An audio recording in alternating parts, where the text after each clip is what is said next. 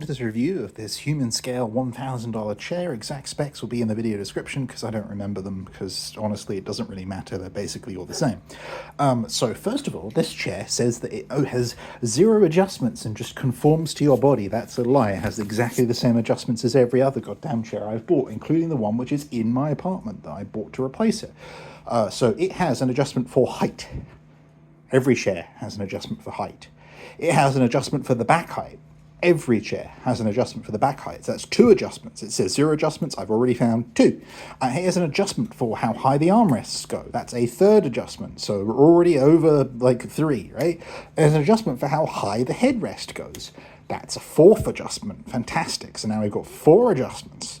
And the magical 5th adjustment is the seat depth. That's the 5th adjustment, right? So you can adjust the height, the headrest height, the armrest height, the back height, and the seat depth. That's 5 adjustments on this 0 adjustment chair. You can also adjust the tension of the back leaning bit, you know, how far it goes back. On other chairs, this is like a screw or like something that you can turn in with your hand, right? There's an adjustment knob on it.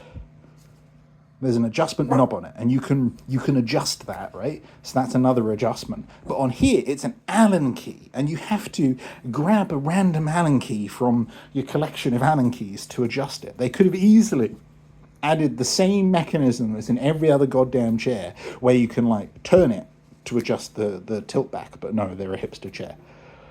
It sounds like I hate this chair, because I kind of do. Like, it is more comfortable, it is better than any other chair I've had, yes, but like, for an $1,000 chair, they got like pretty much everything wrong for $1,000, right?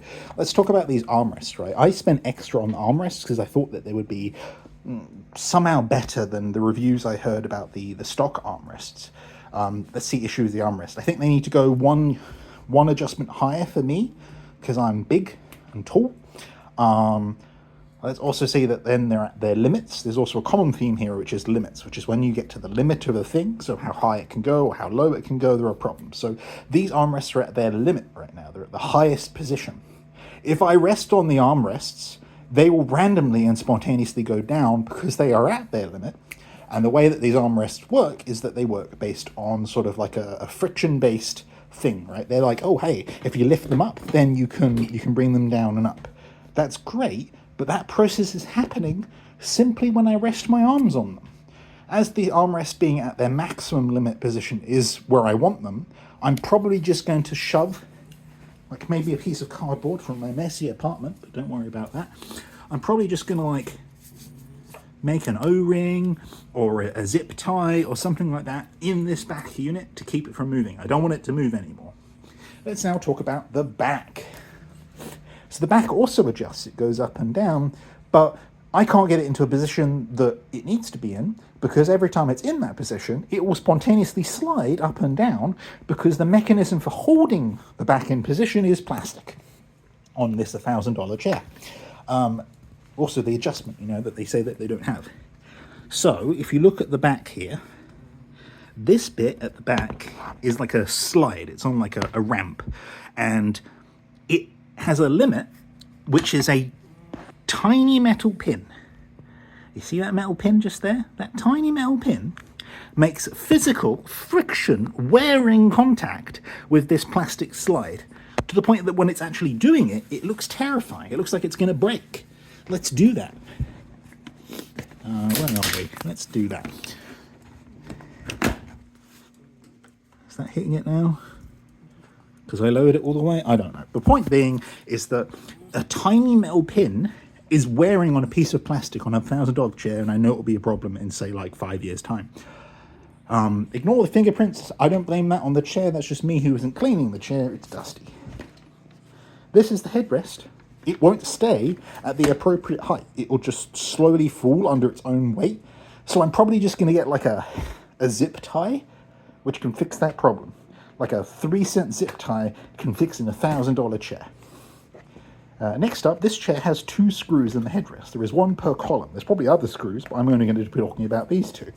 So there's a screw there, which goes through this like plastic piece and into this rod. It sort of ties the top to the bottom.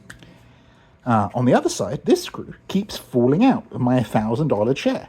I grab an Allen key each time it falls out and I re-screw it back in again, which is a pain because I have to line up this, a hole, and like another hole to get it back onto my $1,000 chair.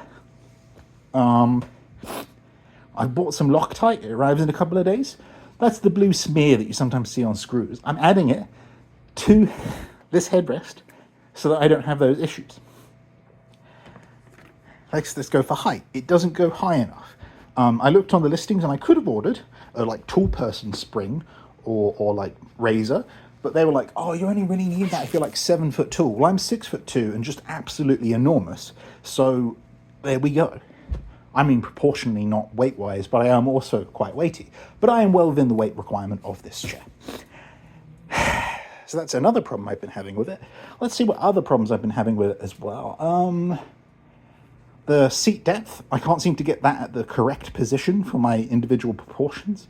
All sorts of ergonomic advice online says, like, hey, you need like 2 fingers width between the back of your knee and the back of the chair or something. No seat depth will establish that for this. So there you go. Those are all the problems I have with this chair. Would I recommend this chair? Probably if they fix the problems. Will I still use this chair as my daily driver? Yes, it's a great chair, but these stupid problems that are mostly to do with plastic or screws falling out are putting a limiter on my opinion.